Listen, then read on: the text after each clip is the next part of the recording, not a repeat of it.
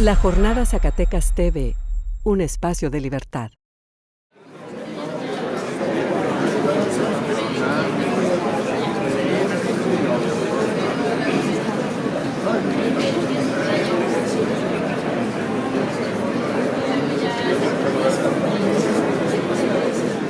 Si pudiera hablar, creo que la ciudad de Zacatecas también nos lo agradecería.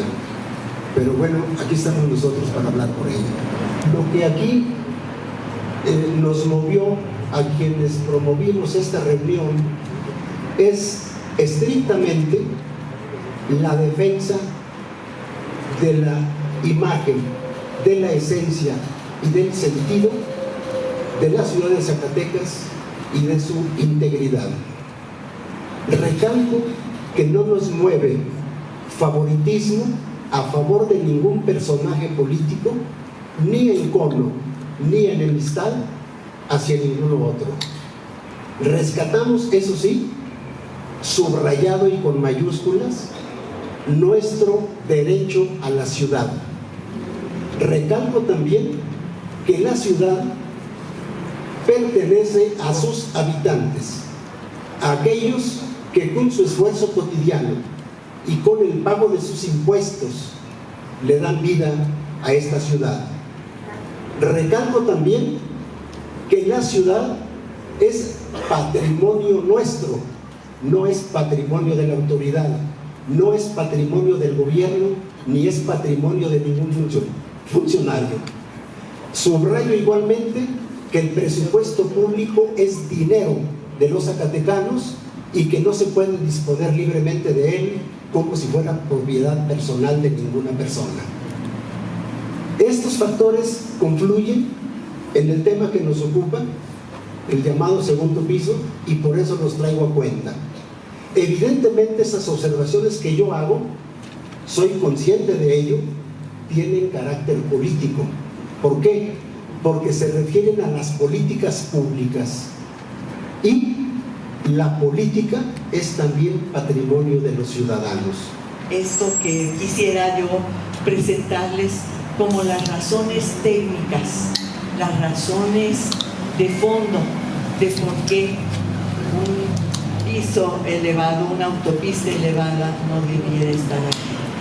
¿Por qué digo ciudades patrimoniales ante el cambio climático y los objetivos de desarrollo sostenible de la ONU? Ustedes saben que hay una agenda 2030 que en 6 años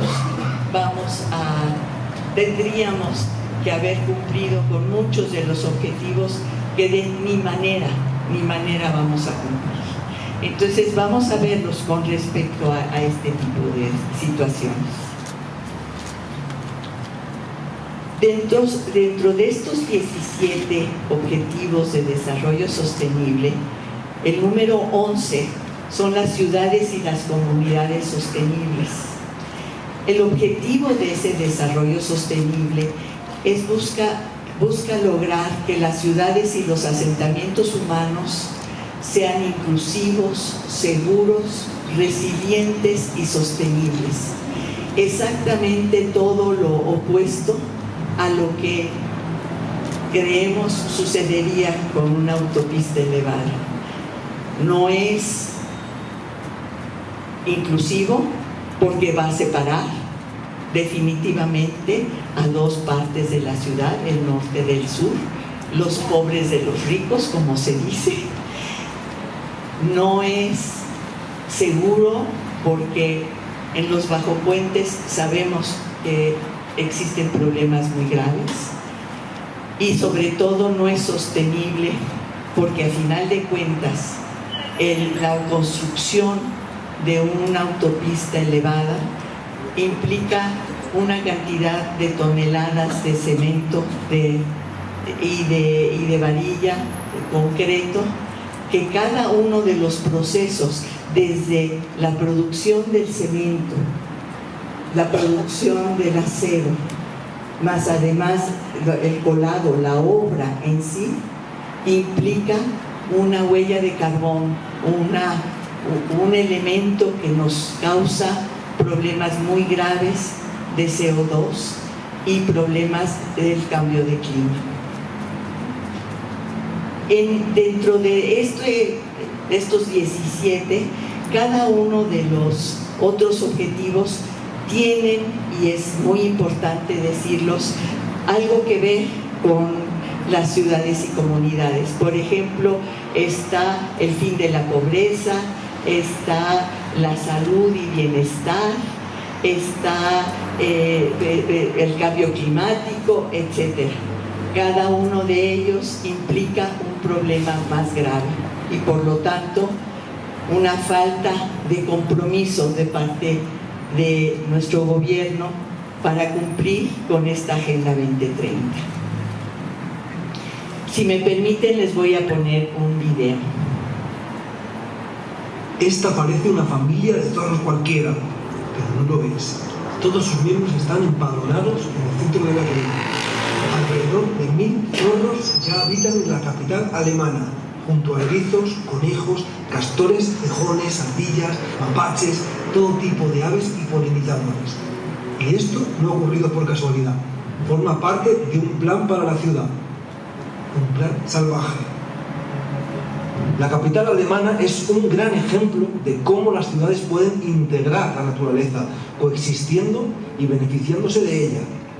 Un tercio de la ciudad está ocupado ya por zonas verdes, que son gestionadas intencionadamente para favorecer la biodiversidad, para permitir la vida salvaje, formando parte de un diseño de corredores ecológicos que permiten que la fauna pueda atravesar la ciudad de forma segura e integrarse en ella.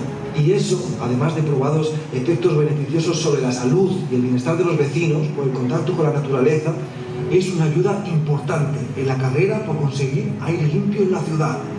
Más árboles, menos contaminación. Más biodiversidad, más captura de CO2 y menos calor asfixiante en verano.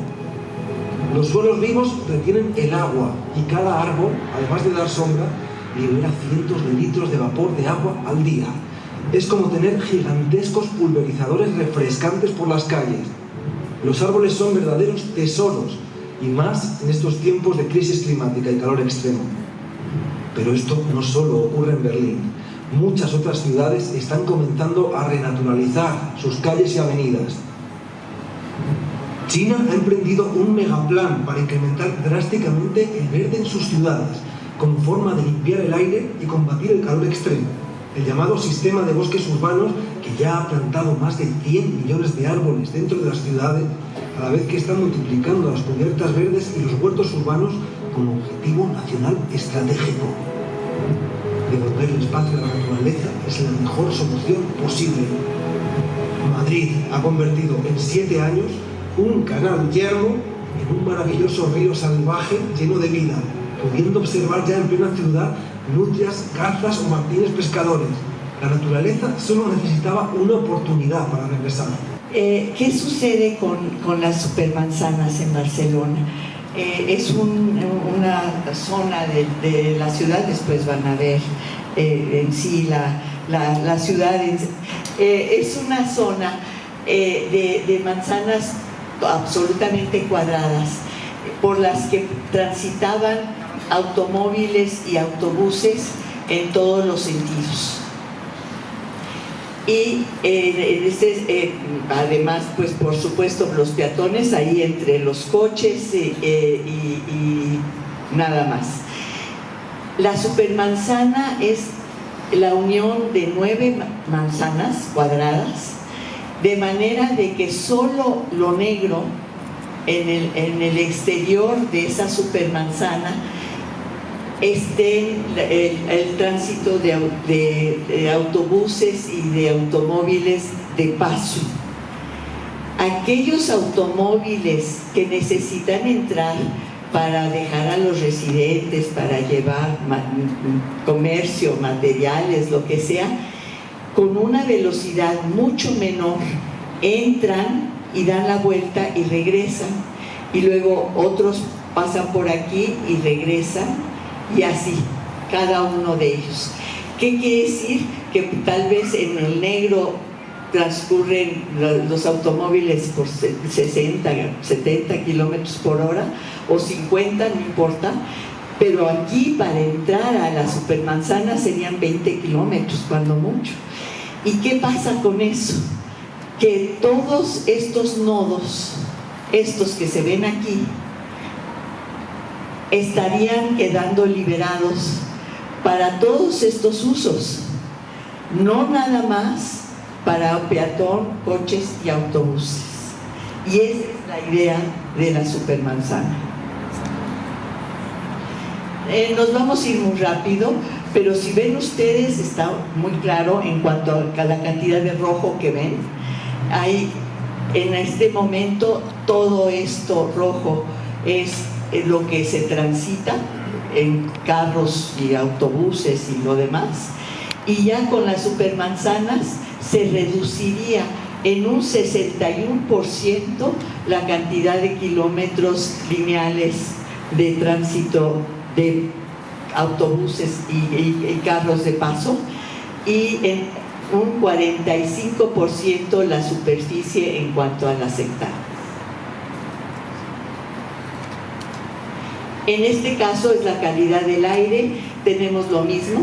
Por cierto, nada más para los curiosos, siempre he sido yo muy curiosa y pregunto, esta es la zona, el área gótica de Barcelona, el centro histórico, podríamos decirlo, la área más antigua de Barcelona, y esto es lo que se llamó el ensanche en el siglo XIX, estas manzanas muy cuadradas, y esas son las que más están trabajando. Pero si ven ustedes, la calidad del aire mala es los azules, y aquí ven un chorro de azules. En cambio aquí miren cómo se reducen los azules gracias a estas supermanzanas, y tiene que ver con que cuando antes el 56% accede a una calidad del aire aceptable, ahora sería el 93.9%. En este caso es el área peatonal, pues es lo mismo que estamos hablando. Aquí se ve en verdes simplemente la diferencia entre el poco verde que hay aquí y el mucho verde que hay acá. Es estas posibilidades que hay para moverse. En este caso los niveles de ruido, el rojo es el malo, y aquí ven los niveles altos de ruido precisamente por el tránsito motorizado. Ay, qué susto. ¿Qué estoy haciendo yo?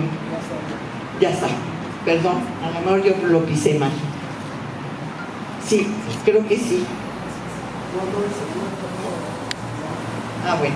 Entonces, el rojo es el malo, aquí hay mucho menos rojo, solamente en las avenidas principales, y por lo tanto los niveles de ruido también se reducen sustancialmente. ¿Qué quiere decir esto? Calidad de vida, simple y sencillamente calidad de vida para los habitantes de Barcelona. En este caso es lo que se incrementa. El negro del asfalto y las emisiones de los coches son responsables de la parte más importante de la isla de calor urbana. Es una falacia absoluta que se diga y todavía tengan la cara dura de decir que porque van a ir muy rápido los automóviles arriba no van a emitir, no va a haber la isla de calor. Es exactamente lo opuesto. ¿Qué sucede con esas zonas que quedaron liberadas? El 70% del tránsito automovilístico, del área utilizada por los automóviles y los autobuses, el área motorizada, se libera. Y entonces, si ven ustedes, aquí están todos el área para peatones, y solamente el rojo es la entrada y salida de aquellos automóviles. ¿Y qué sucede en esa zona? Parques, lugares de recreación, lugares para reunión, árboles como ustedes vieron en el video, árboles para reducir el calor urbano. Este es un nuevo modelo de espacio público, porque otro elemento que hemos platicado mucho los derechos ciudadanos, el ejercicio de todos los derechos ciudadanos. ¿Cuáles son? La movilidad sostenible, el derecho a la cultura, al juego y al deporte, al intercambio. Y todo esto es porque se transforma las calles para autos hacia un espacio abierto de múltiples actividades cívicas. Es una nueva forma de vida más saludable. Y la movilidad hoy es el factor que mayores problemas aporta, elementos buenos aporta a la ciudad, o problemas, ¿no? O disfunciones. Bueno, aquí lo ven, todo lo que está sucediendo en Barcelona, en todos estos espacios que se liberaron del automóvil. No nada más Barcelona, también en Buenos Aires, en Quito, en Vitoria, Coruña, etcétera, y ya hasta Nueva York está empezando a pensar en eso. Y bueno, más fotos de todo lo que está sucediendo en esas supermanzanas. Pero además, ¿qué está sucediendo? Que se están demoliendo las autopistas elevadas y se están convirtiendo en parques urbanos, y como consecuencia calles menos congestionadas y más espacios públicos, más calidad de vida, otra vez más calidad de vida y más derechos ciudadanos alcanzados. Durante el siglo XX, las autopistas elevadas fueron generadores clave de crecimiento económico para las ciudades estadounidenses. Ese es el pretexto que se utiliza en muchas otras ciudades, y en esta también. Es un símbolo de desarrollo, una autopista elevada. ¿Por qué no la vamos a utilizar? Pues no. Entonces sí permitían que los viajaran rápido, porque había centros urbanos y suburbios que se congestionaban las calles y que era un problema. Pero ahora estas ciudades, y esto es nada más un ejemplo muy significativo, si quieren ustedes, de aquellas ciudades que han cambiado, porque han decidido que en estos días invertir en carreteras es una mala decisión comercial para muchas ciudades. Mala decisión comercial. No estamos hablando de patrimonio. Yo toda la vida hablo de patrimonio y de la inscripción. No, es una mala decisión comercial, porque no llega a ningún elemento significativo económicamente para ni las personas que están en el bulevar, pero mucho menos en general a la ciudadanía. Este ejemplo a mí me tiene muy impresionada, con muchas ganas de conocerlo personalmente, pero que es verdaderamente una muestra de la voluntad política de las personas. El alcalde que tomó esta decisión, que ahora les voy a enseñar, no nada más lo reeligieron, sino que se convirtió en el presidente de la República de Corea. Gracias al éxito que tuvo el convertir una autopista elevada y una plancha de concreto que tapaba el río Cheonggyecheon por un río que transcurre por toda la ciudad, por 5 kilómetros, y un parque lineal. En estas épocas, entre los años 58 y 70, se canalizó el río, se tapó con concreto y se construyó una vía elevada de alta velocidad de 6 carriles. 160,000 automóviles transcurrían por ahí. El éxito de esta restauración en 2005, que lo abrieron, trajo múltiples beneficios ambientales. La calidad del aire mejoró al pasar de 74 a 48, no nos dice mucho, pero mejoró la calidad del aire enormemente. El microclima de la zona se benefició, dado que el río actúa como aire acondicionado natural. El transcurso del río, el agua corriendo por aquí y los vientos que a final de cuentas se encañonan, hacen que verdaderamente se reduzca en 3 y 4 grados la temperatura de la zona aledaña. Y estas fotografías son, bueno, la fauna y la flora locales regresaron, como también vieron ustedes en el video anterior. Entonces, esto es como estaba, esto es durante la demolición y esto es como quedó. Y vamos a ver en números qué sucede. Bueno, lo primero que todo el mundo decía, ¿cómo? El transporte público, ¿cómo? El privado, ¿dónde se van a ir los carros? ¿Para dónde van? Transportaban 160,000 automóviles y se pensaba que era vital para la economía de la ciudad.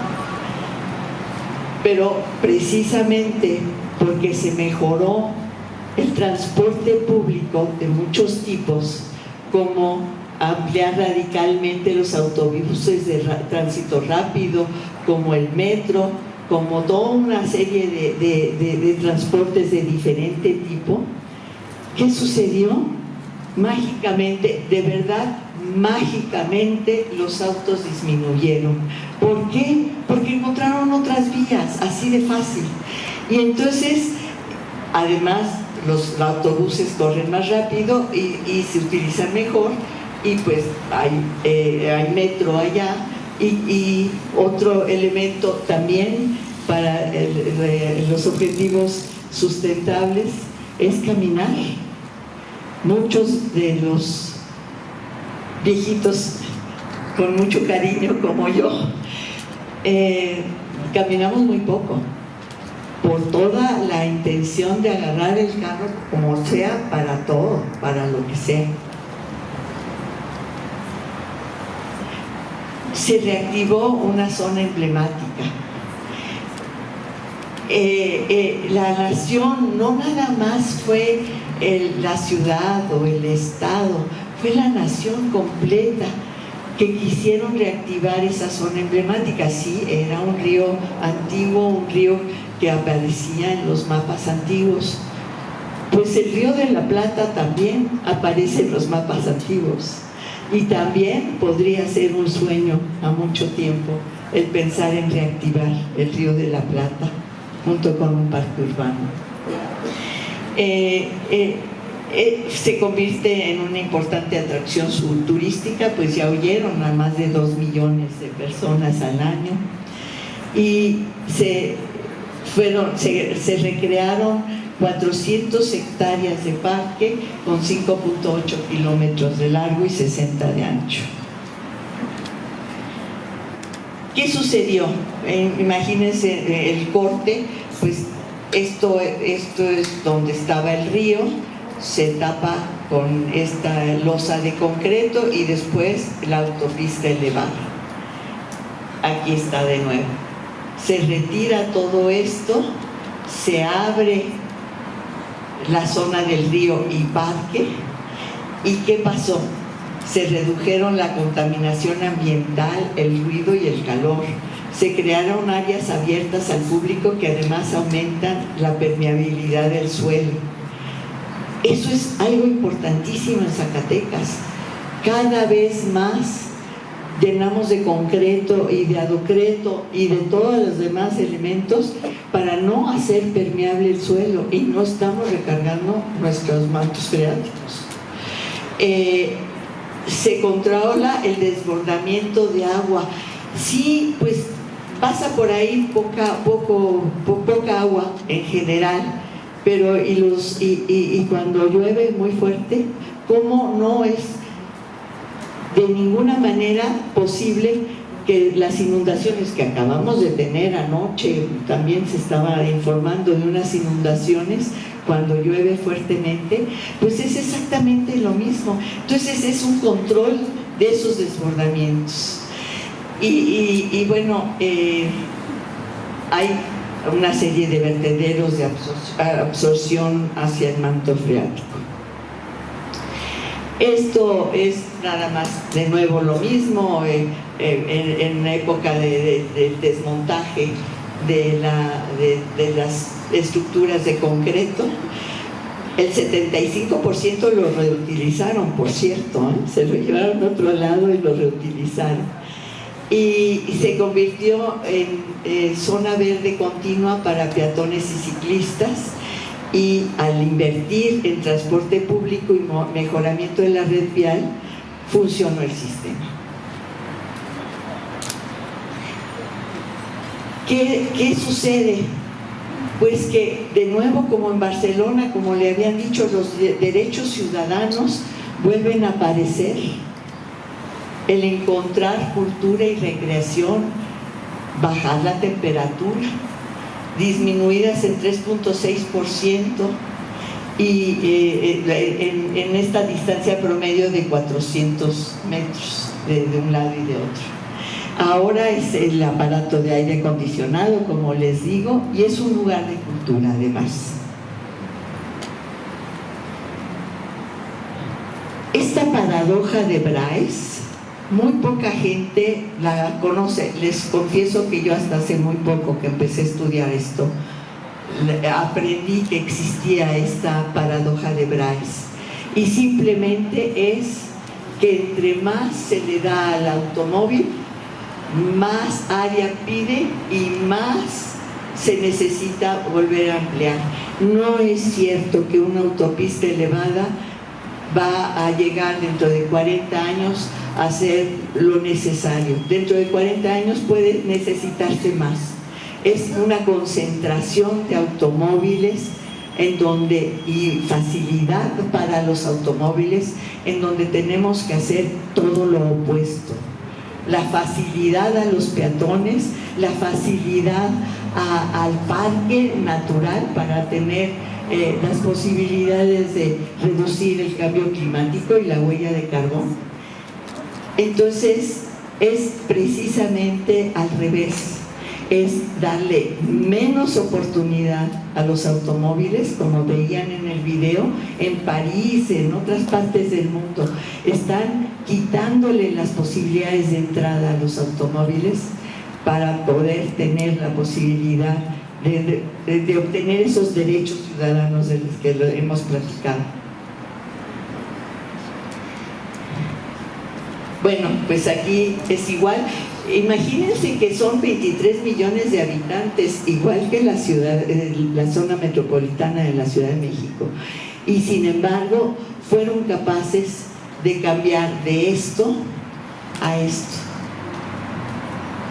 Esto era el reino del automóvil y esto es el reino de los ciudadanos, de la gente, del pueblo. Es para ellos.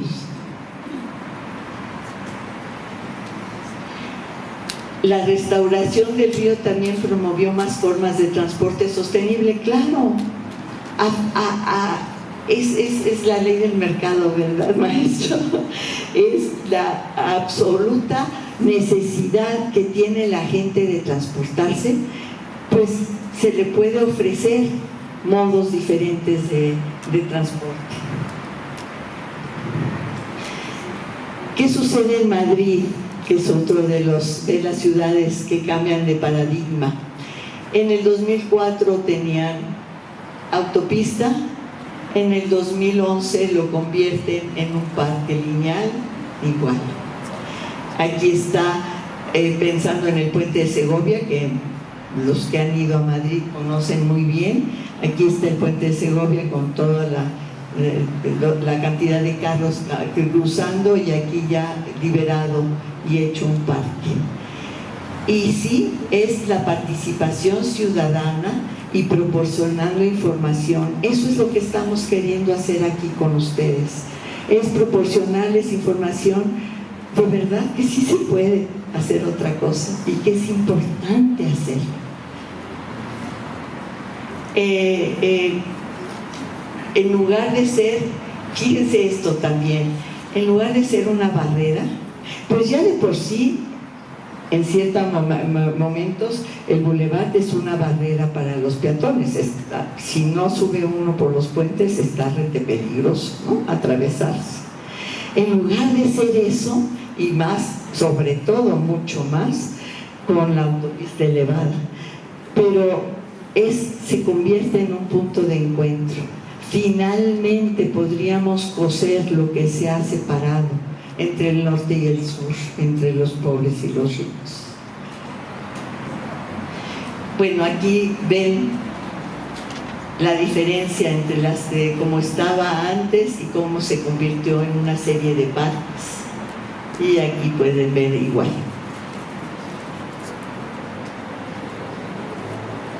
¿Qué sucedió en Madrid? Se recuperó el espacio verde a gran escala. Entre 2003 y 2007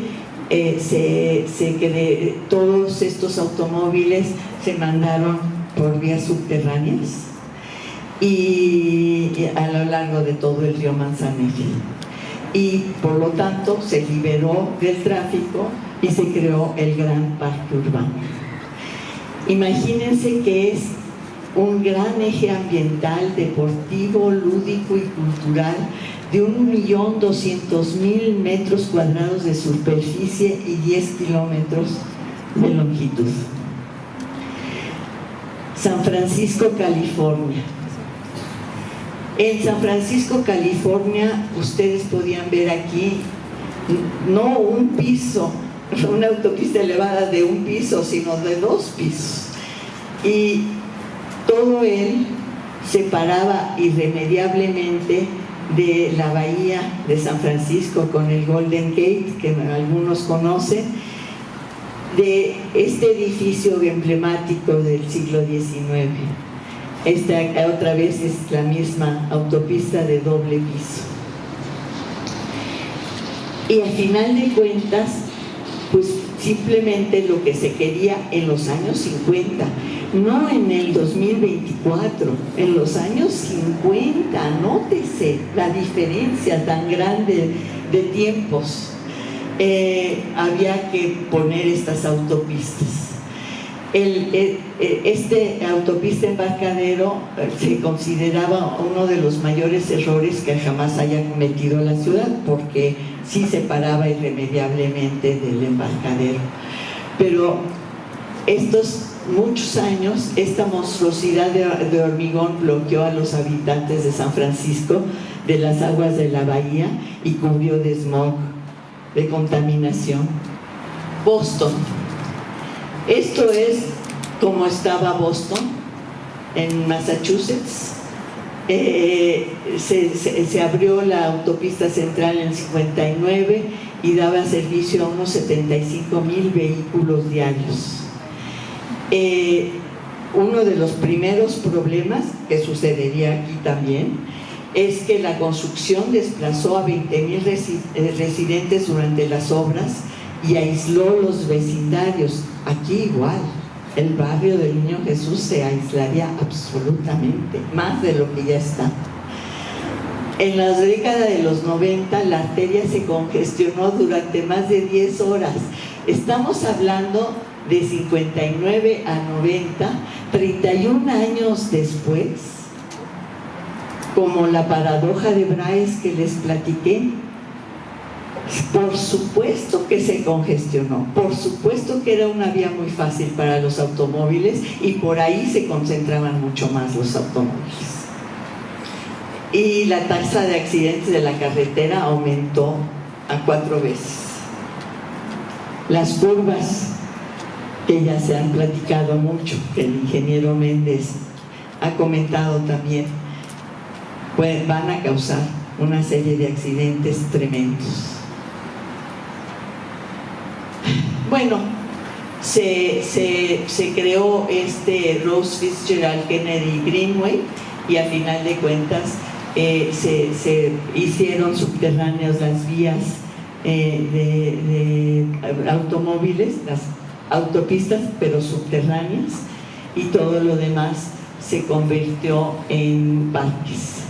Pero imagínense que los planificadores de tráfico estimaron que la arteria estaría paralizada no en 10 horas, entre 15 y 16 horas por día si no se reemplazaba.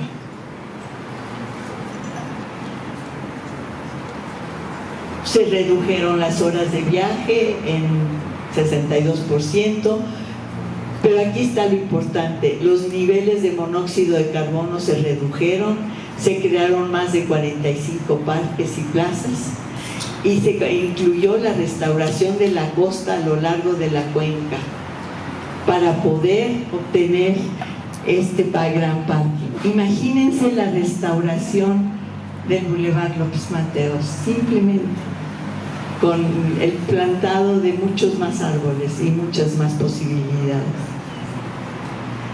Park East Freeway de Milwaukee. Esto fue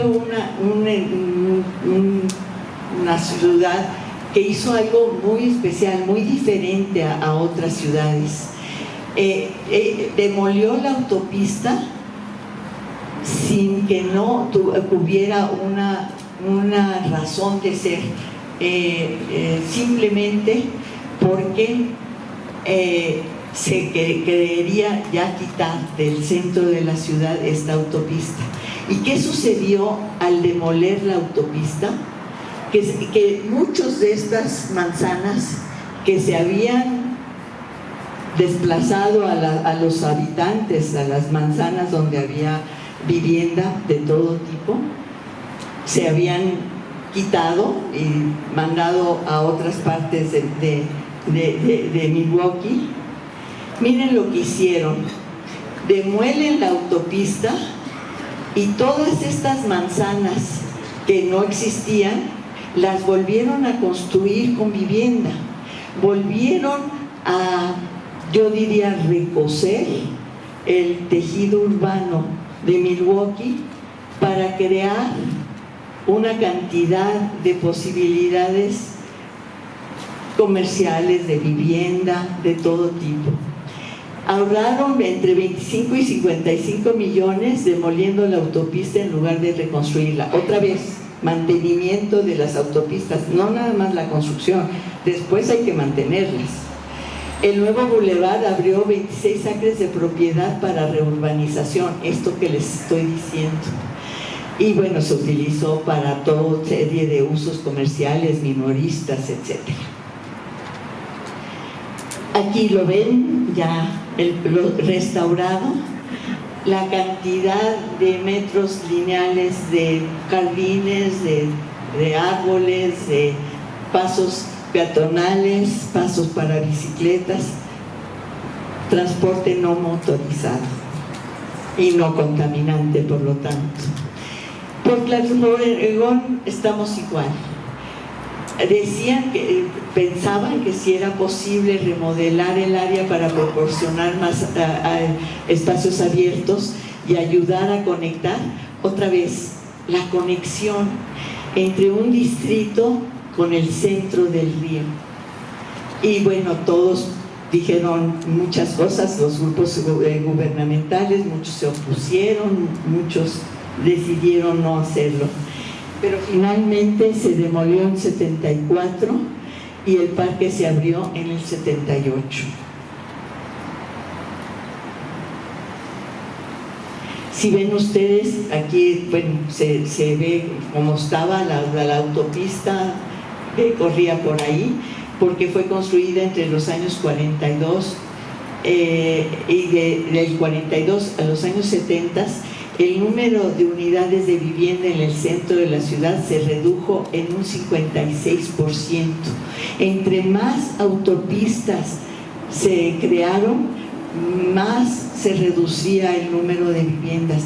¿Por qué? Porque la gente pues ya no podía con el ruido, ya no podía con la contaminación de esas autopistas. Bueno, a final de cuentas, la eliminación de esta autopista fue parte de un plan integral para gestionar mejor el tráfico dentro de la ciudad.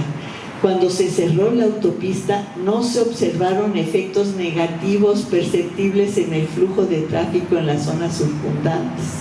De nuevo, Los automovilistas, los choferes, no son tontos, buscan otra opción para moverse. Además, se creó este parque costero.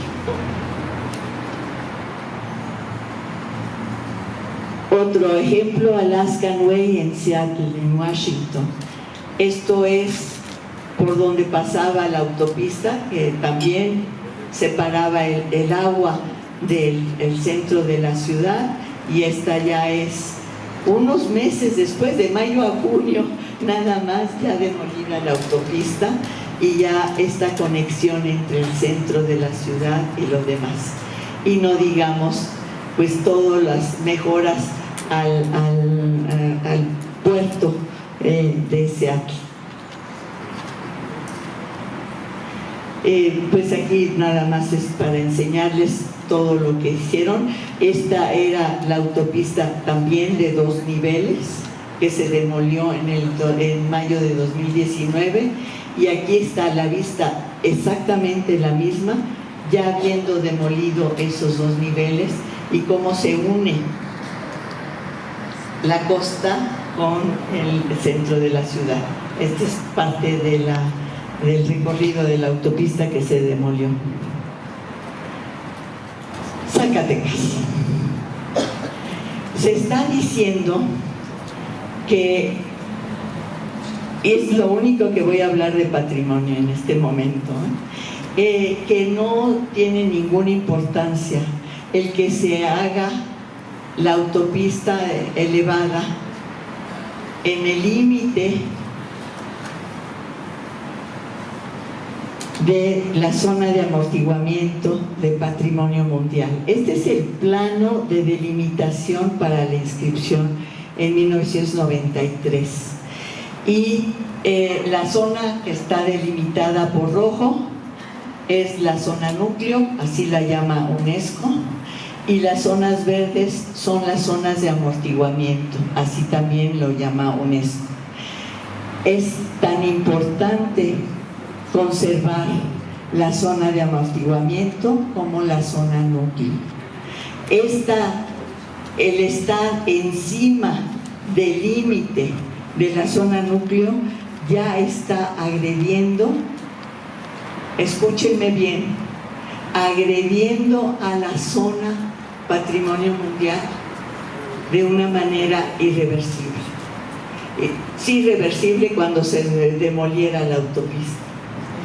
Entonces, ¿qué problema tiene la ciudad de Zacatecas si la llega a hacer esta autopista? Simplemente el que pasemos primero a la lista de patrimonio en peligro y posteriormente, si no hay ninguna respuesta por parte del gobierno de Zacatecas, el sacarlo de la lista. Y ya hay algunos bienes culturales que se han sacado de la lista, y créanme que no es bonito. Me preguntan muchos, y aquí están nuestros compañeros del periódico, ¿qué sucede? UNESCO no da dinero por sus bienes patrimoniales. UNESCO realmente tiene muy poco dinero y de ninguna manera otorga más a los bienes culturales o naturales o mixtos. Lo que sí sucede es que el gobierno federal sí otorga todos los años una cantidad de dinero para obras, no mucha, pero dividida entre 10 ciudades no es mucho. Pero lo que sí sucede es que el gobierno federal aceptó la convención de 1972 de UNESCO, la ratificó, así se llama, por decisión del Senado y de los diputados, y por supuesto el Ejecutivo, en 1984, 12 años después de la convención. En esta ratificación se obliga el gobierno federal a atender todos los problemas de conservación y de mantenimiento de las zonas patrimonio mundial. Entonces, en este momento se estaría agrediendo directamente a esta zona patrimonio mundial. Pero hay otra ley, la ley estatal. La ley estatal que fue modificada con algunos artículos en el 2018, precisamente habla de que no se puede transgredir con una construcción de este tipo el patrimonio de Zacatecas. Entonces no hay manera de que ni la Junta ni el gobierno diga que no pasa nada. Claro que pasa. Es contra la ley estatal y es contra el compromiso del gobierno federal para poder mantener y proteger el patrimonio. Esto es, obtuvimos estas representaciones de parte de obras públicas subrepticiamente, nos las prestaron porque alguna persona por ahí, porque de ninguna manera nos han dado información al ICOMOS, en ningún momento de nada. Y bueno, una de las locuras de esta idea de la autopista elevada es como está ahora, y esto es como se vería con la autopista, cortado aquí de esta manera.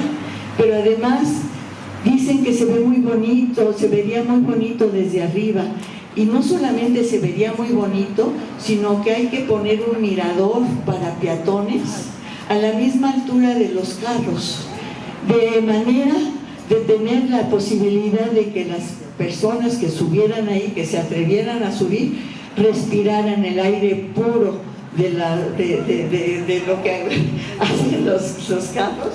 Pero no nada más eso, el peligro de que se pasen un poco más y que los atropellen. Esa es la maravilla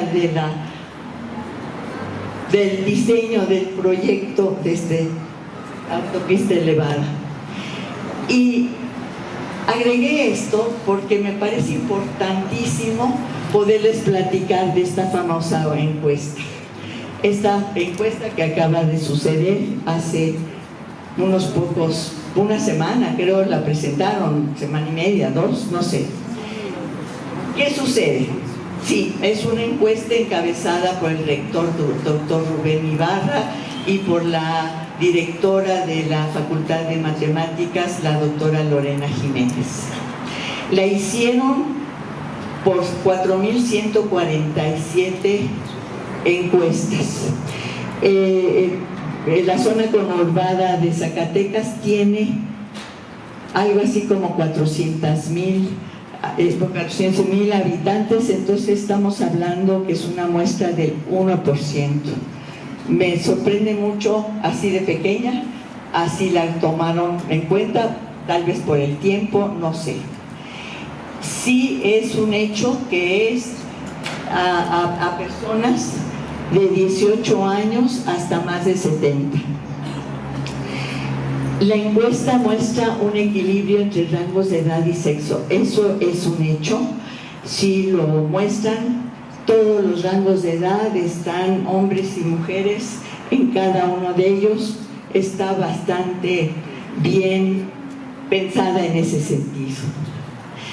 En cuanto a escolaridad, a mí me sorprendió mucho. Y no sé, eso no me suena que sea muy lógico, pero ese fue el resultado, que hay más personas con educación, 38 más 39, con educación de bachillerato y licenciatura, que primaria o primaria inconclusa, ¿no? Pero aquí vamos, y esto es lo que más me importa que vean. ¿Qué sucede?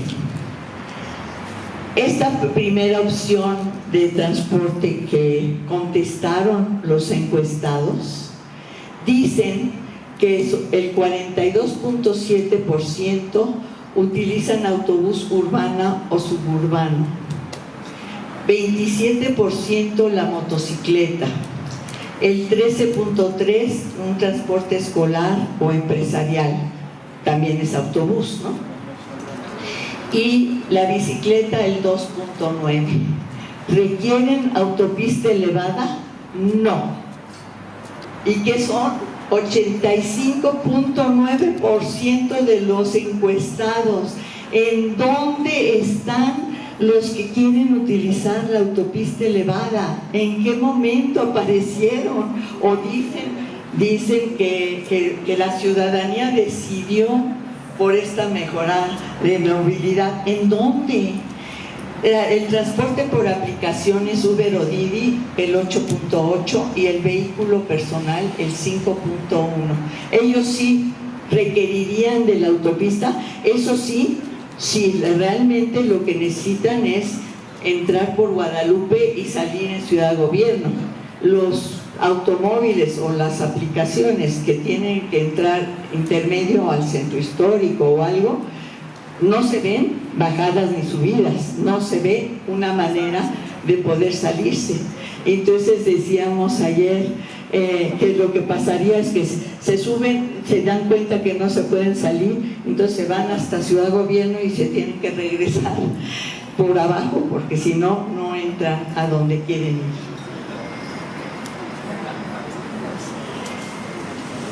Los usos del Boulevard Metropolitano. El transporte diario al trabajo 42.6%.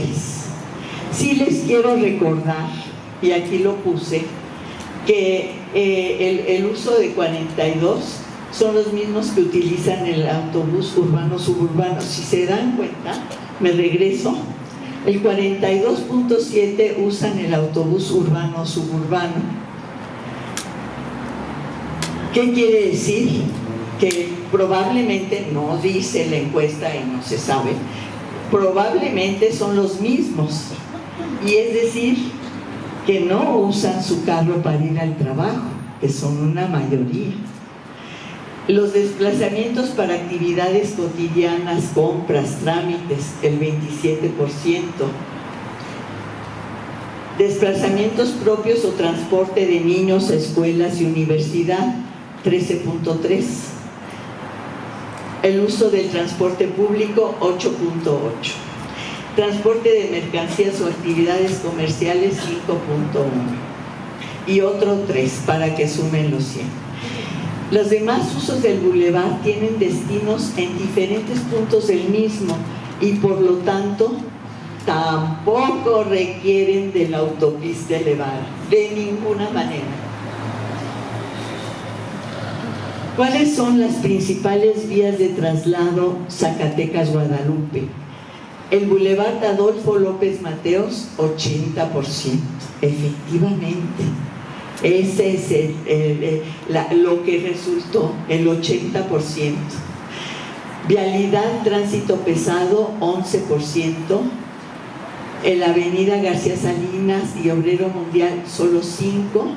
Y la calzada Solidaridad, todavía menos.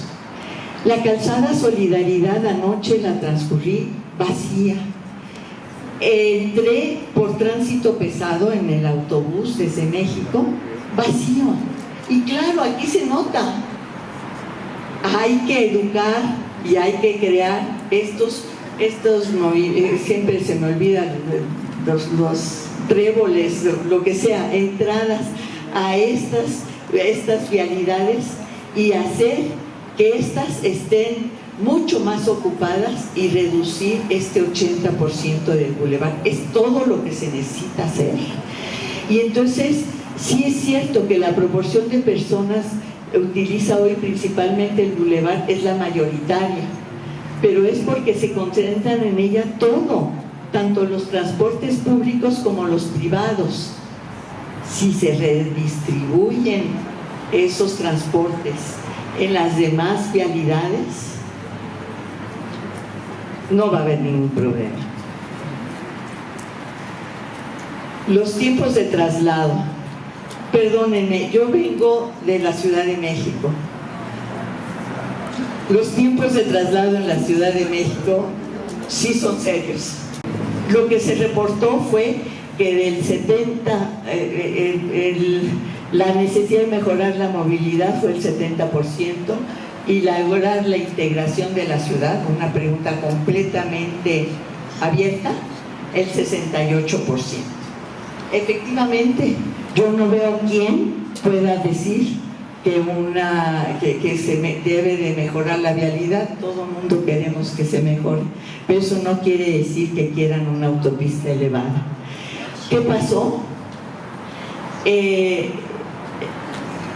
La pregunta que no fue planteada fue precisamente eso, pero sí porque suponemos que si el 85.9 que les enseñé antes de las personas no utilizarían la autopista elevada, entonces no es necesario. Y la pregunta bueno, fue el gobierno de Zacatecas que solicitó la encuesta con el rigor necesario únicamente de la zona urbana y conurbada de la capital. Eso fue para mí también, pues sí, se puede hacer nada más de la capital, pero ¿y el resto del estado? ¿No tendrá que haber sido más extensa y aplicada a los habitantes del resto para saber si no era más prioritario gastar ese recurso de todos los zacatecanos en recursos hidráulicos, por dar solo un ejemplo, y muchos más, de salud, de todo lo demás? Bueno, esta es la hoja que repartimos a todos, que espero que todos tengan. Si no, por favor, tomen una foto a esto. Y además, sí es importante que sepan que en este código QR, al escanearlo, los acceden a esta página en donde están concentrada muchísima información.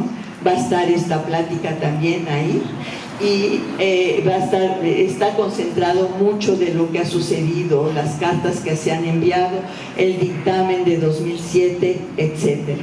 Y además, hasta ahorita, creo que hace rato había como 6.500 firmas ya en esta petición de Change.org. Les pido que por favor lo traten de hacer. Muchísimas gracias.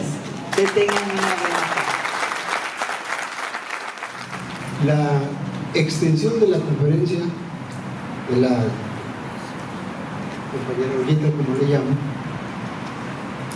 trata de mostrar algo fundamental, con hechos, no con buenas razones. Es la respuesta a la pregunta: ¿se pueden hacer las cosas de mejor manera? Y no se trata, reitero, de decir, de elaborar un buen discurso. Un buen orador sería capaz de convencernos de muchas cosas en las cuales a lo mejor no creemos, pero ahí están las evidencias. Son muchas ciudades que, como nos han dicho aquí, es la puerta del desarrollo. ¿A quién medianamente sensato, perdón por la referencia, con un dedito de frente, un poquito más, se le puede ocurrir que el desarrollo económico del estado de Zacatecas depende del segundo piso? ¿A quién? ¿Aquí acaso trabajan en el segundo piso los ganaderos, los productores de chile, los productores de frijol y los productores de muchas otras cosas en las cuales el estado de Zacatecas tiene niveles muy elevados de producción en el país? ¿Sí? Pero reitero, no se trataba de palabras, de decir no, se trata de que digamos que todo lo que estamos planteando respecto al segundo piso no es producto de un capricho, sino que hay evidencias a nivel mundial, en países efectivamente desarrollados, de que las cosas no solamente se pueden hacer de manera distinta, sino de manera mejor. Voy a dar paso a algunas preguntas, también en ánimo de respetar el tiempo de ustedes y su paciencia, y les advierto también una cosa importante para nosotros. Al final de la sesión de preguntas voy a dar lectura, si me lo permiten, a un documento porque no se trataba solamente de reunirnos aquí, o como dicen las autoridades del Estado, de socializar. La pregunta que queda vigente en este momento es, ¿y después qué? ¿Qué vamos a hacer? ¿Nada más nos vamos a juntar aquí para lamber las heridas, para platicar nuestro desacuerdo? ¿O necesitamos hacer algo? Y creo que esa es la salida. El documento que yo les planteo es un poco la puerta a esa posibilidad para que ustedes la analicen, para que quien esté de acuerdo con ese documento nos haga el favor de firmarlo, porque no se trata de un tema individual. Este es un tema de la sociedad civil, y la sociedad civil no soy yo. ¿De acuerdo? Entonces, usted levantó la mano primero, por favor. Quisiera preguntarles ustedes qué opinan acerca de la cerrazón que hay por parte del gobierno del estado, pues, a las críticas que se hacen. Pareciera que los tomaran como, pues, no sé, como alguna clase, pues, no sé, de reto, parecería, ¿no? Se les ha preguntado a las autoridades estatales también sobre la participación de ICOMOS y su voto en este proyecto, y mencionan ellos que por qué se le daría caso a un organismo internacional que no tiene nada que ver con las necesidades del pueblo zacatecano. Sin embargo, para lo que vemos que fue la encuesta, son nada más 4,000 personas las que fueron encuestadas, no las que participaron en esta dichosa encuesta, y a partir de ahí se está tomando como si fuera la decisión de todos, cuando ya hay cuando ya hay más de 6,000 firmas, ¿no? Que están en contra. ¿Qué pasaría aquí? Ahora menciona usted que van a presentar un documento para la firma de todos los ciudadanos que están en contra. ¿Qué más sigue? ¿Va a haber movilizaciones? ¿Va a haber protestas? ¿Va a haber marchas? ¿Qué seguiría? Porque finalmente no hay como una flexibilidad nuevamente por parte del gobierno del Estado.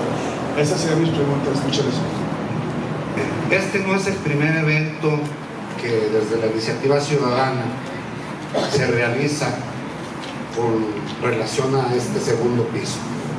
Iniciamos mucho tiempo antes haciendo una conferencia de prensa donde nosotros le solicitamos al gobierno del estado que hiciera una consulta ciudadana aprovechando la elección del pasado 2 de junio, donde los ciudadanos simplemente decidieran en una boleta sí o no sobre el tema del segundo piso. La respuesta llegó al día siguiente, y la respuesta fue: se va a socializar, se va a dar a conocer, se va a consultar a los organismos, cámaras empresariales. No ocurrió. Pero para esa fecha, en que nosotros no teníamos la certeza, ya la obra había sido concursada, licitada y adjudicada, ¿sí? Cuando el titular del Ejecutivo dijo que iba a abrir el tema a la sociedad. Seguimos insistiendo sobre el tema, llamando a que se tomara en cuenta a los sectores de la sociedad, porque justamente el término que utiliza esta administración de la nueva gobernanza tiene que ver con lo que en ciencia política se denomina como el círculo de la democracia, que no es solamente el acceso al poder, sino es el ejercicio compartido con los ciudadanos y después la rendición de cuentas. Las acciones unilaterales de una autoridad que aquí, no sé si ustedes lo notaron, pero cuando se hace el proyecto de Seúl, Corea, la arquitecta Uribe dice: se hicieron 4,000 reuniones con los ciudadanos para sacar adelante ese proceso. Y aquí nosotros tenemos un gobierno pues que prácticamente no escucha, y que ante los señalamientos que ha hecho ICOMOS y la UNESCO sobre la inminente pérdida del registro de Zacatecas, del polígono del centro histórico como patrimonio cultural, que significará sin duda alguna un daño al turismo del que dependen miles de empleos de familias zacatecanas, pues acabamos de recibir ayer o antier la declaración del secretario de gobierno diciendo que el segundo piso va. Es decir, no está a discusión. Nosotros creemos que sí está a discusión. No solamente son 2 municipios a los que hay que tomar en cuenta, son 58 municipios a los que hay que escuchar, pero también a los sectores, ¿sí? Hoy iba a estar aquí uno de los líderes de los productores agropecuarios más sobresalientes que hay de las organizaciones en Zacatecas, porque el presupuesto que se va a invertir aquí, por supuesto que le va a hacer falta a todas las regiones del estado y a sectores estratégicos como educación, salud, seguridad, caminos, etc. Entonces, si ustedes dicen que va a pasar, yo diría, más bien la pregunta es, este grupo de ciudadanos que no estamos en contra de una persona ni de una marca de quien gobierna, estamos promoviendo que las decisiones sobre el destino de nuestra ciudad, de nuestra zona metropolitana y de nuestros recursos, de todos los zacatecanos, sean ejercidos conforme a la regla de la democracia, que es el diálogo, ¿sí? Que es que el gobierno escucha a la gente. Entonces, yo les diría más bien, como dijo ahorita el maestro Valerio, ¿qué vamos a hacer? ¿Qué vamos a hacer? Yo veo una pluralidad aquí de actores sociales, políticos, económicos, activistas, ciudadanos interesados en el futuro de Zacatecas, y la pregunta no es algo así como ¿qué sigue ustedes que están aquí en el presidio? ¿Qué es lo que van a hacer? Yo diría, ojalá y que esto sea la semilla de un detonante para que los ciudadanos digamos todos, ¿qué vamos a hacer las mujeres y los hombres de Zacatecas? Declaraciones que hizo el gobernador David Monreal, en el sentido de que no iba a ser rehén de posturas políticas, y en ese sentido para justificar el proyecto. ¿Qué opinión tendría? Le pedí que me hiciera favor de escuchar la conferencia, y gracias por haberlo hecho, porque se da cuenta que desgraciadamente eso de decir que es rehén de posturas políticas, ¿dónde apareció una postura política? El maestro Valerio dice efectivamente que todos ejercemos la política, sí, todos. Pero si eso quiere decir ser rehén de una postura en la que decimos las bases, fundamentamos por qué estamos en contra de una obra como la autopista elevada, eso para mí no es decirle al gobernador te tomamos como rehén, es decirle escucha nuestras peticiones, la petición ciudadana, de la manera como lo estamos haciendo y como estamos fundamentando principalmente nuestra reacción. Coparmex somos un sindicato patronal en el cual cabemos MIPYMES, que es más del 90% quien sostiene la economía no solo en el estado sino a nivel nacional, y las cuales serían las principalmente afectadas de llevarse a cabo el segundo piso del viaducto, ¿no?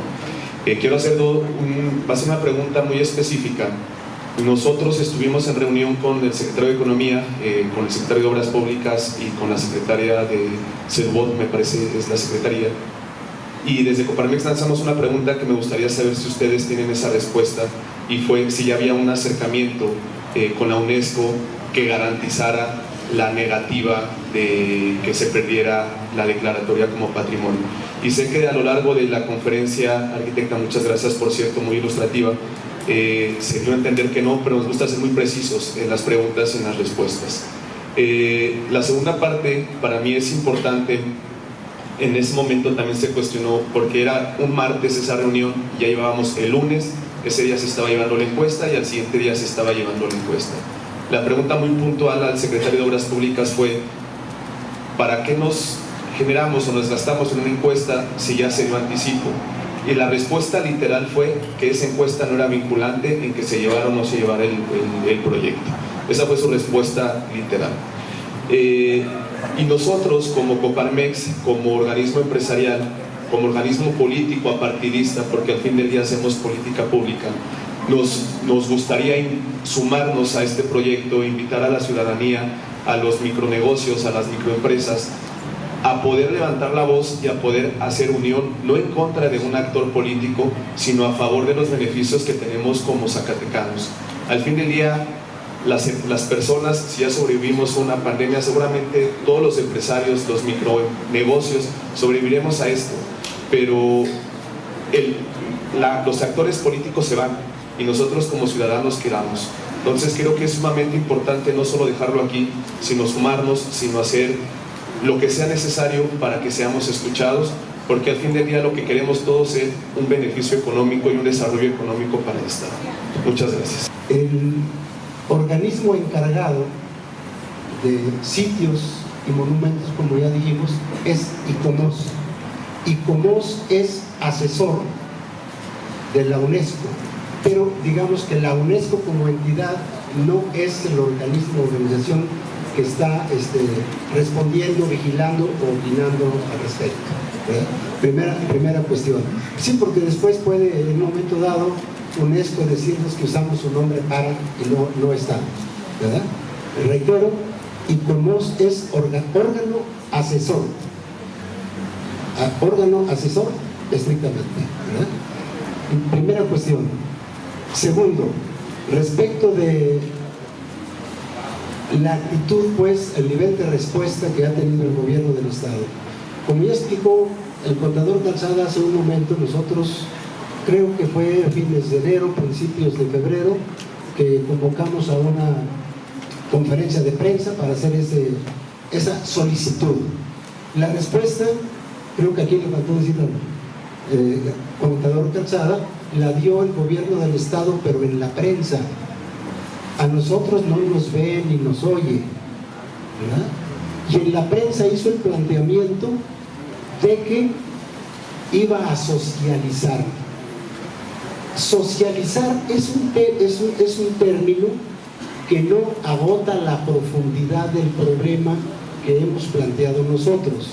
Y la profundidad del problema es: explícanos a detalle cuáles son los beneficios que ocasiona este proyecto, cuáles beneficios acarrea, cuál es la relación costo-beneficio que hay, y sobre todo, yo he insistido mucho personalmente en eso, dime por qué razón la necesidad más prioritaria del Estado de Zacatecas es el segundo piso.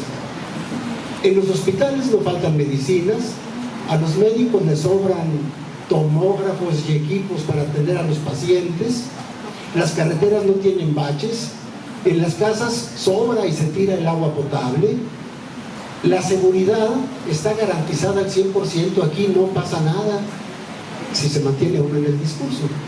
Pero también yo lo dije a propósito del render que presentó el gobernador para decir: este es el proyecto. Quizá fue un exceso de mi parte, pero es mi derecho excederme. Todos hemos ido al cine y yo planteaba alguna vez: vamos a ver una película de Superman y nadie sale volando de ahí. Vamos a ver una película del llanero solitario y nadie sale con pistola en la cintura ni montando un caballo blanco.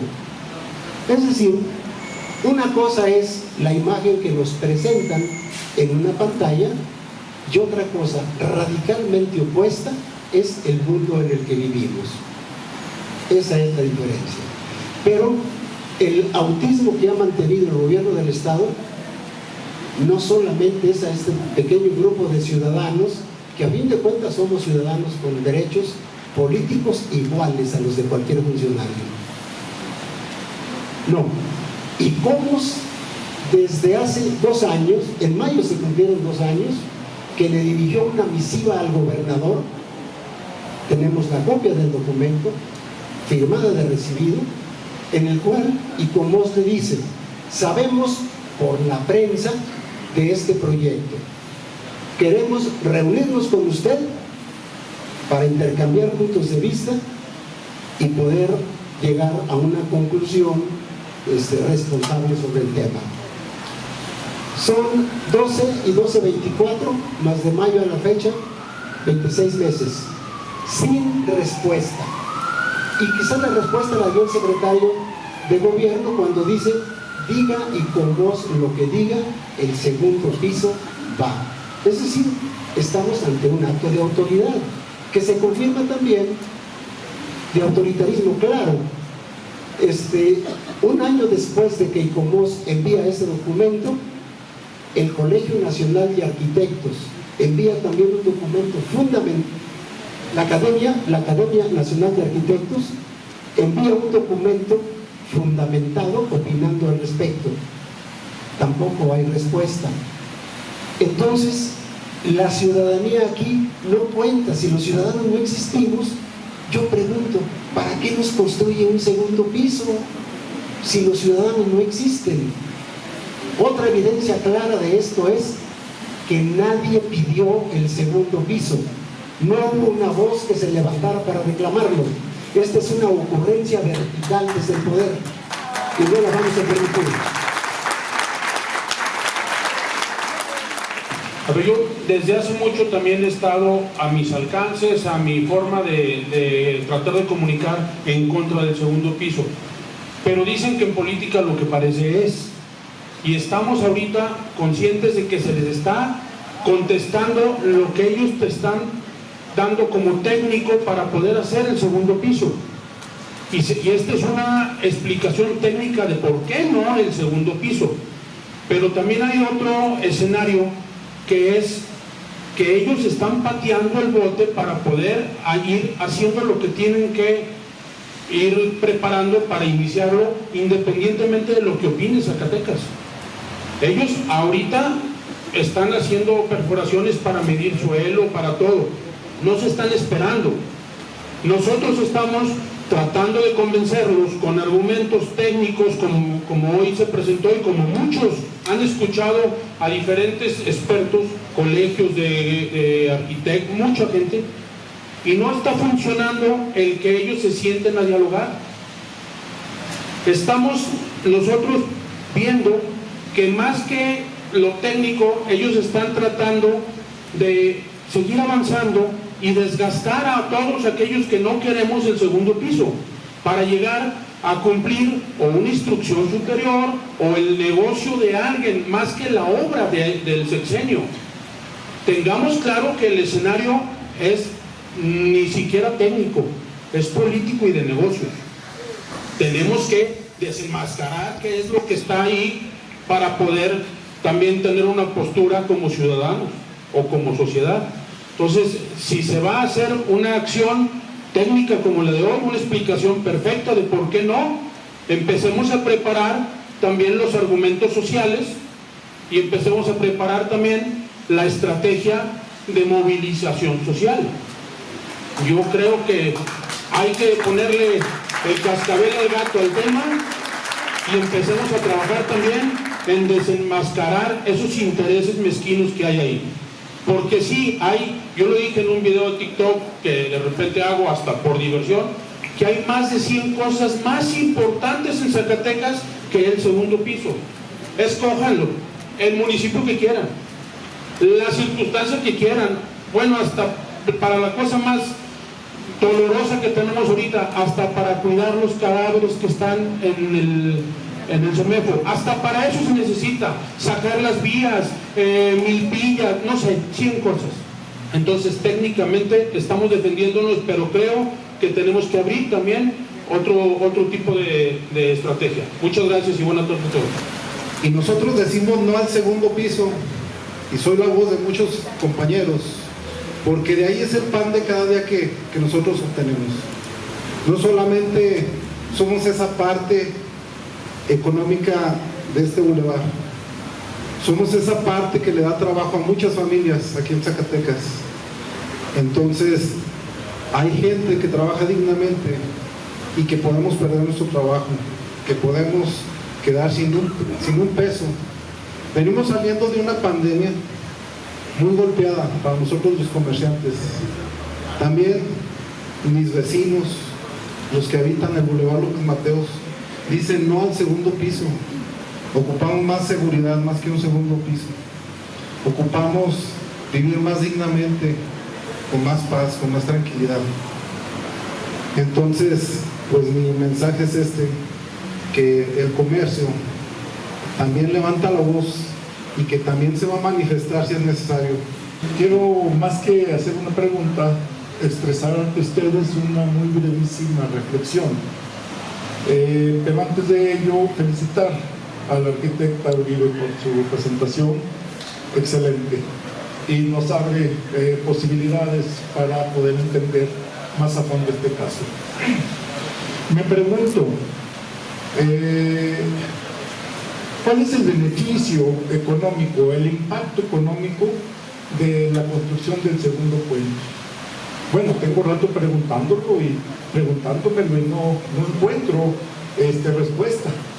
En lo inmediato, quienes se van a ver beneficiados son los grandes empresarios foráneos, las constructoras y los proveedores, que son, por supuesto, de fuera del Estado.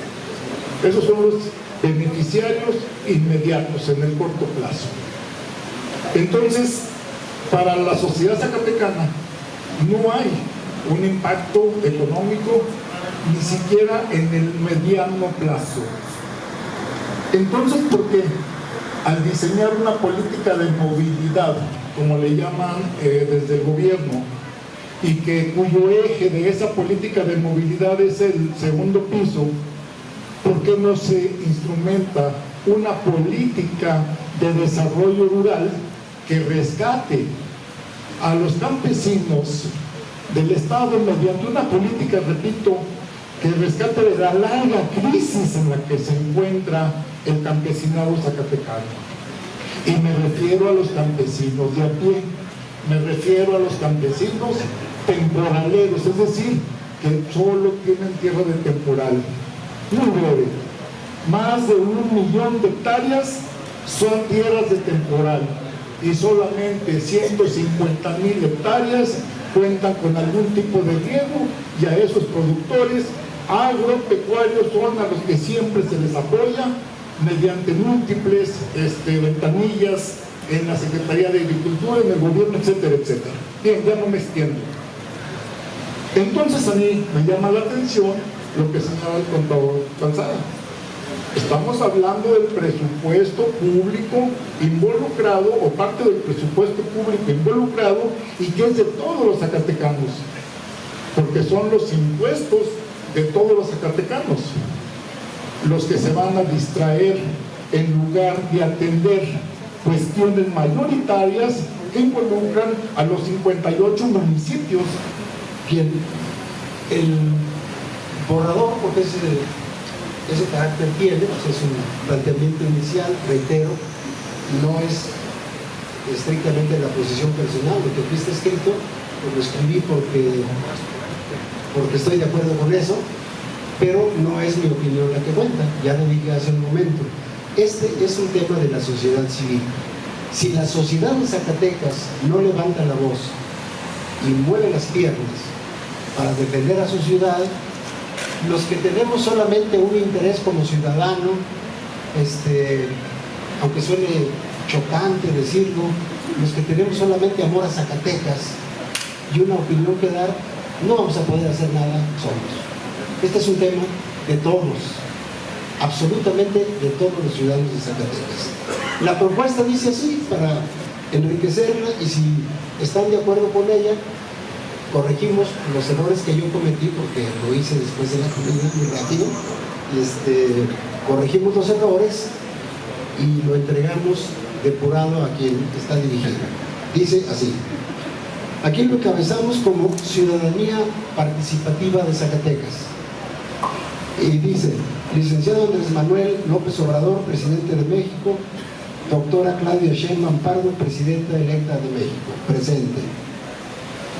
Nos remitimos respetuosamente a ustedes a fin de hacer de su conocimiento la incertidumbre que prevalece entre la ciudadanía, particularmente entre los habitantes de la conurbación Zacatecas-Guadalupe, relacionado con la construcción de un segundo piso o paso elevado en el tramo del Boulevard Adolfo López Mateos hasta su enlace con el Boulevard José López Portillo, y que atraviesa nuestra ciudad capital. Hemos planteado al gobierno del Estado nuestra solicitud de información puntual sobre el mencionado proyecto. No hemos obtenido respuesta, como tampoco la obtuvo ICOMOS, Consejo Internacional de Monumentos y Sitios, organismo asesor de UNESCO, quien solicitó audiencia desde mayo de 2022, con el Colegio Nacional de Arquitectos, quien hizo lo propio al año siguiente. Hemos planteado inútilmente la necesidad de conformar un panel de expertos para elaborar un dictamen vinculatorio en razón de que, inciso A, la obra ya fue licitada y se ha cubierto un anticipo cercano a los 500 millones de pesos. B, la ciudadanía fue enterada con posterioridad a su licitación y la entrega del anticipo, es decir, supimos cuando ya estaba la lana adelantada. Inciso C, la obra no responde a una demanda social, sino que se trata de una decisión unilateral de la autoridad. Inciso D, si bien el tramo en cuestión colinda con el centro histórico de la ciudad, corresponde íntegramente a la carretera federal 45, por lo que sería necesaria su autorización para intervenirlo. Otro tanto ocurre con el permiso a cargo del Ayuntamiento de la capital, autoridad que en fecha 10 de julio del presente nos hizo saber de manera oficial, lo tengo por escrito, que no tiene conocimiento oficial de la obra y que, menos aún, ha emitido ningún permiso al respecto. Es decir, ya se metieron a nuestras calles, ya hicieron sondeos, ya pusieron clavos en algunos puntos donde piensan desplantar alguna obra, y nosotros no sabemos nada, ni sabe el ayuntamiento. Y este es otro punto también importante, porque nuestro derecho como habitantes de la capital y haber votado por los presidentes municipales, tenemos la facultad de exigirle al presidente municipal la interposición de un amparo y consecuentemente la detención de la obra. Hemos planteado asimismo que el proyecto en mención no ha observado lo dispuesto en la Ley de Disciplina Presupuestal, pues no cuenta con la aprobación del presupuesto multianual necesario, ni tampoco ha sido autorizado por la legislatura del Estado. Inciso F, en términos urbanísticos y humanos, el paso elevado implica crear condiciones para aumentar la concentración de vehículos, cuando la solución sería dispersarla, aprovechando vías alternas. Por otra parte, el volumen físico de la obra deja de un lado a los menos favorecidos, lo digo en sus letras, los pobres, y del otro el segmento de la población con menos necesidades y mayores recursos. El costo de la obra constituye una grave omisión a la justicia distributiva. El costo previsto del piso elevado es de 3.600 millones de pesos, nada más, sin el complemento que publicaron después, donde multiplicaron 3.600 por 2 y rápidamente obtuvieron la cifra de 7.200 millones de pesos. Bien, Repito, el costo de la obra constituye una grave omisión de la justicia distributiva. El costo previsto del piso elevado es de 3.600 millones de pesos, lo que da 1.000 millones de pesos por kilómetro. Esta cifra es un 50% mayor al subsidio otorgado a la Universidad Autónoma de Zacatecas en el presupuesto 2024 y resulta 46 veces mayor al presupuesto del Fondo de Participación y Fortalecimiento Municipales.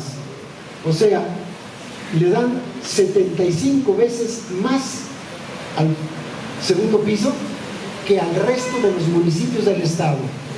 Si eso es saber gobernar, mañana se me sale el cabello en la cabeza. Pero al mismo tiempo, ese costo, comparado con el presupuesto otorgado a la Procuración de Justicia solamente en este año, será 4,5 veces mayor. Es decir, le dedican 4,5 veces más al segundo piso que a la seguridad de los zacatecanos. Si eso es responsabilidad, me vuelvo a confesar mañana como candidato que me salga cabellito en la cabeza.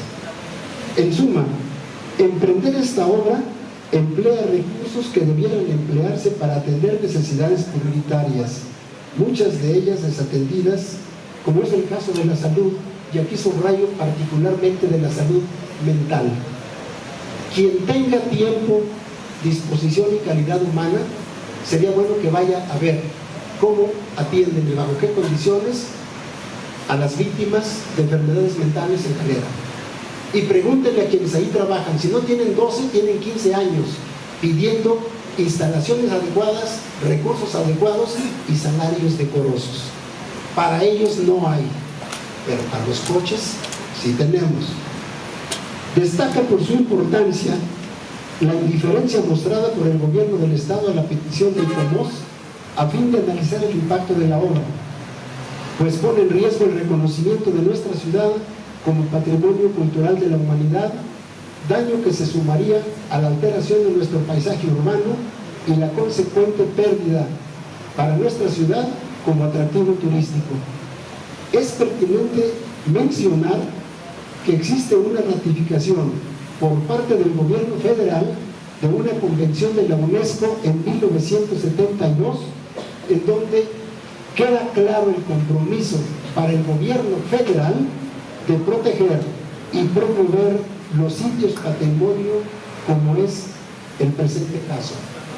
En virtud de lo expuesto, solicitamos de ustedes su valiosa intervención en favor del patrimonio cultural, la imagen urbana y el derecho a saber de los ciudadanos. Ese es el contenido del documento.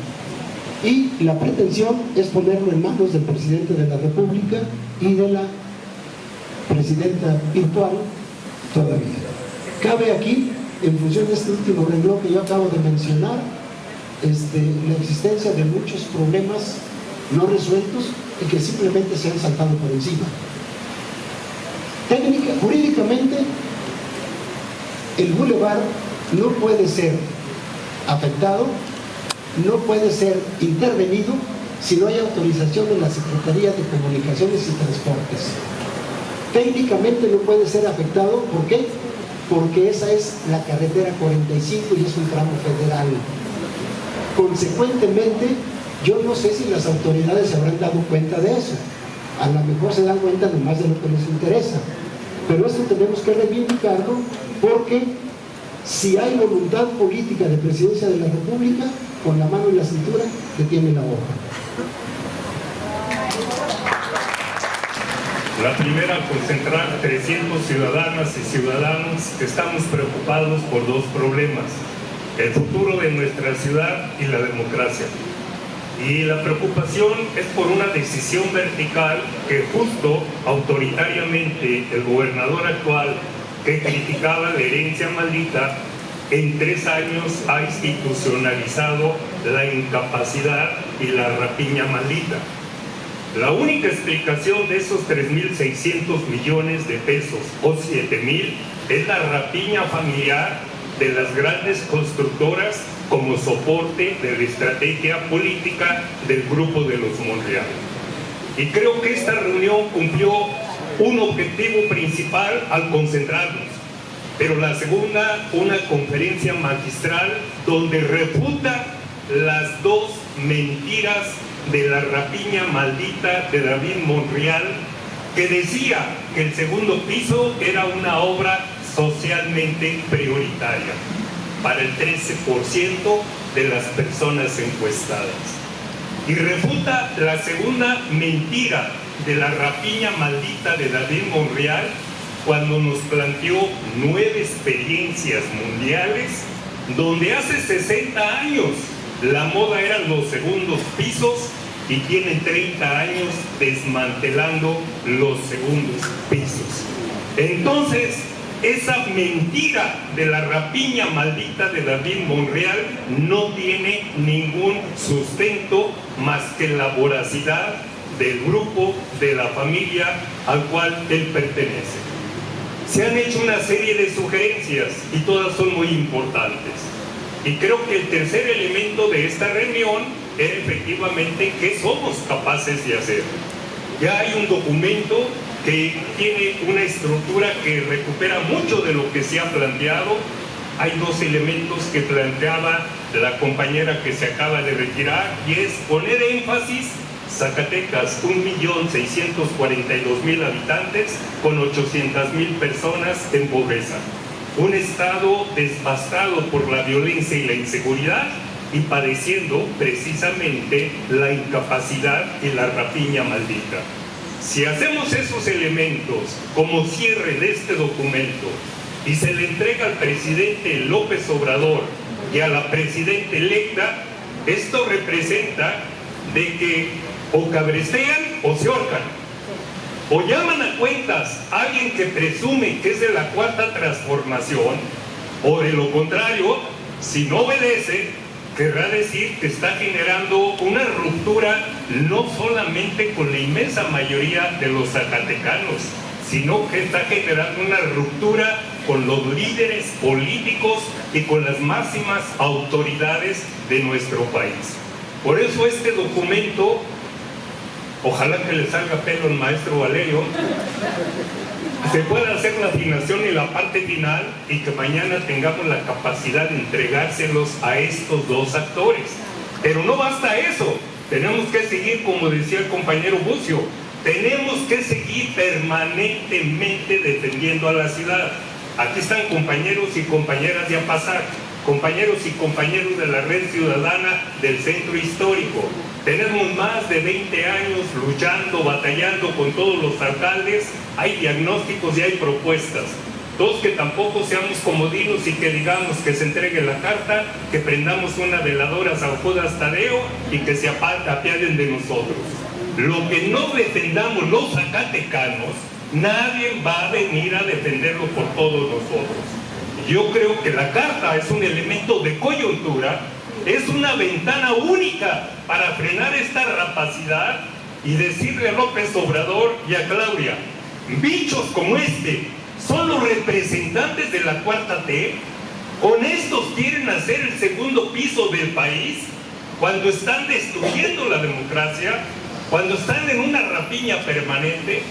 Pero luego viene todo lo que se ha planteado aquí, y afortunadamente se están grabando todas las iniciativas.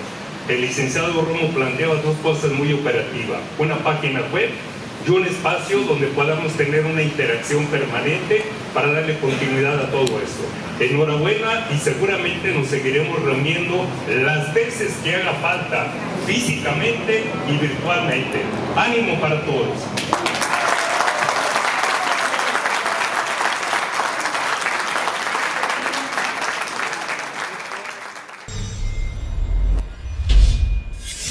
La Jornada Zacatecas TV, un espacio de libertad.